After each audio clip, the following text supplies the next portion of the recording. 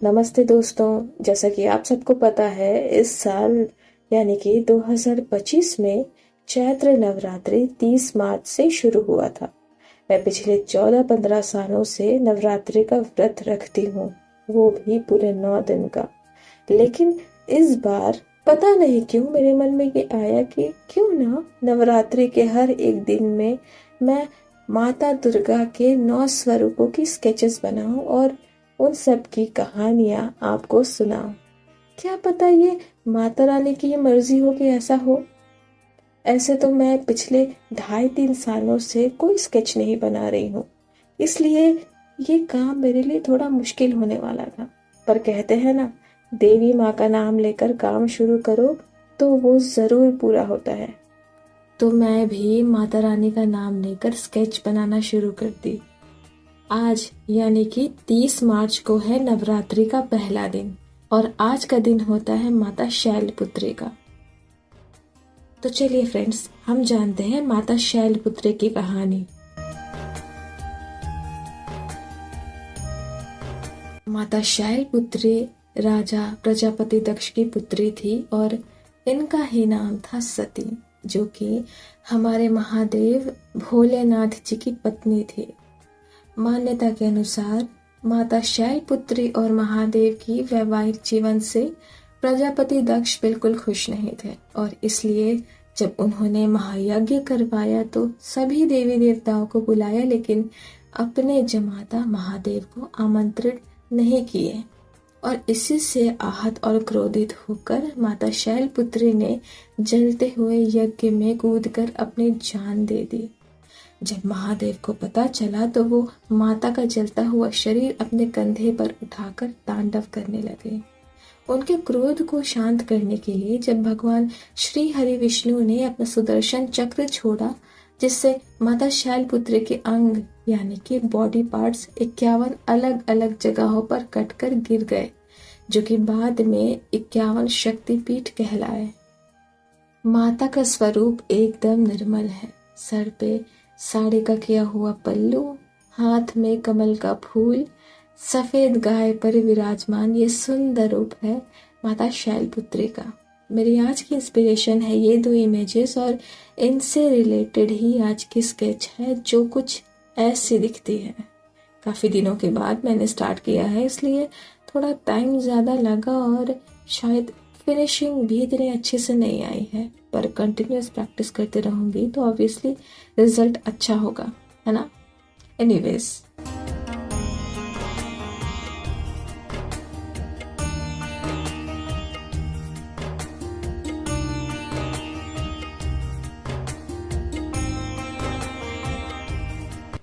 आज है नवरात्रि का दूसरा दिन और आज है दिन माता ब्रह्मचारिणी का। मेरी आज की इमेज इंस्पिरेशन है ये 2 इमेजेस। अब चलिए जानते हैं माता ब्रह्मचारिणी की कहानी।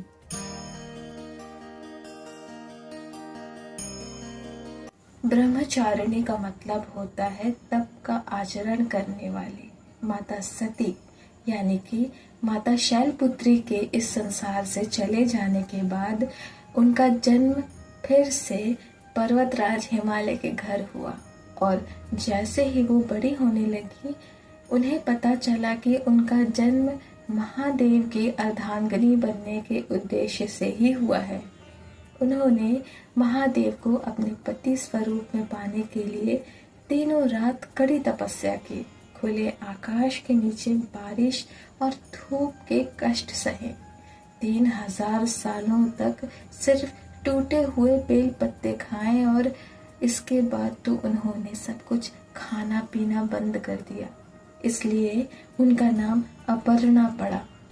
इस तरह कई हजार सालों तक बिना कुछ खाए पिए तप करने की वजह से देवी का शरीर बिल्कुल दुर्बल हो गया। तीनों लोक में माता ब्रह्मचारिणी की चर्चा होने लगी। सभी देवी देवता उनकी सराहना करने लगे और उन्हें वरदान दिया कि उनकी सारी इच्छाएं जल्द ही पूरी हो जाएंगी और इसी तरह कठिन तपस्या करने से उन्हें दूसरे जन्म में भी भगवान शिव पति के रूप में मिले। माता ब्रह्मचारिणी कोई और नहीं, माता पार्वती का ही एक स्वरूप है।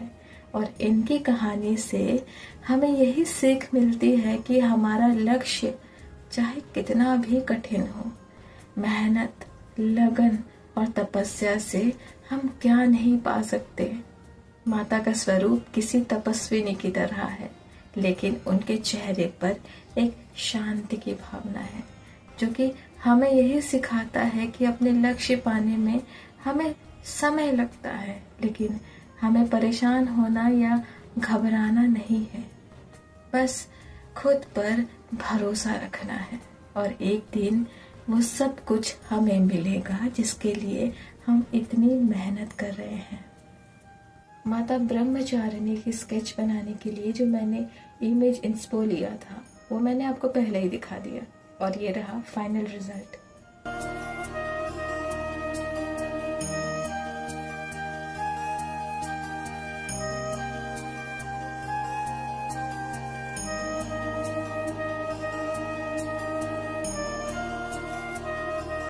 आज नवरात्रि का तीसरा दिन है और आज है दिन देवी चंद्रघंटा का। मेरी आज की इंस्पिरेशन है ये 2 इमेजेस और ये सुनिए माता चंद्रघंटा की कहानी।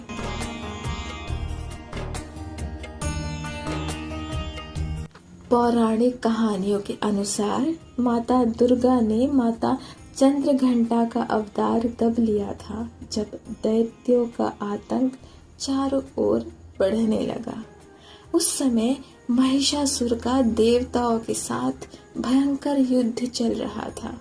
महिषासुर का एक ही लक्ष्य था, इंद्रासन पाकर स्वर्ग लोक पे कब्जा जमाने का। लेकिन जब भगवान इंद्र को ये बात पता चली तो बाकी देवताओं समेत वो उस दुष्ट राक्षस से युद्ध करने लगे। लेकिन महिषासुर को एक वरदान था जिसके हिसाब से एक स्त्री यानी कि एक फीमेल के अलावा उसे और कोई नहीं मार सकता था। इसी वजह से देवताओं के लिए उससे लड़ पाना या फिर उसे खत्म कर पाना मुश्किल होता जा रहा था। तब भगवान इंद्र हमारे त्रिदेव यानी कि ब्रह्मा, विष्णु, महेश के पास आए और उनके सामने प्रार्थना करने लगे।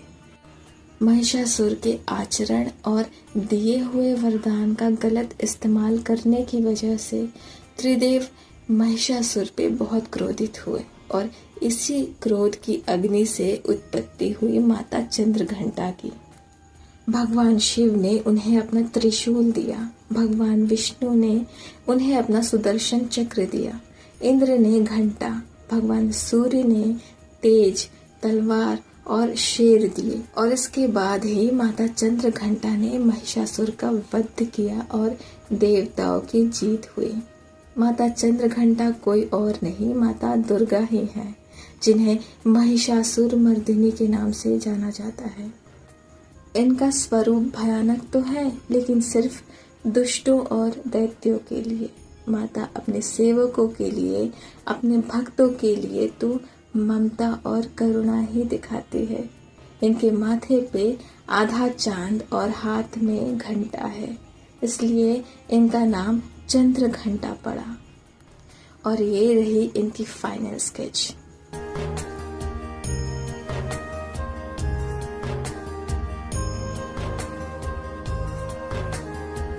तो गाइस, कैसा लगा आपको स्केचेस? कमेंट सेक्शन में ज़रूर लिखकर बताइएगा कि आपको सबसे अच्छा कौन सा स्केच लगा। वीडियो पसंद आया तो लाइक कर दीजिएगा। अपने फ्रेंड्स एंड फैमिली मेम्बर्स के साथ ज़रूर शेयर कीजिएगा ये वीडियो। और अभी के लिए बस इतना ही, क्योंकि वीडियो बहुत लॉन्ग हो जाएगी। बाकी देवियों की कहानियाँ और स्केचेस आपको अगले वीडियोस में सुनने और देखने को मिलेगा। तब तक के लिए अपना बहुत ख्याल रखिए। जय माता दी।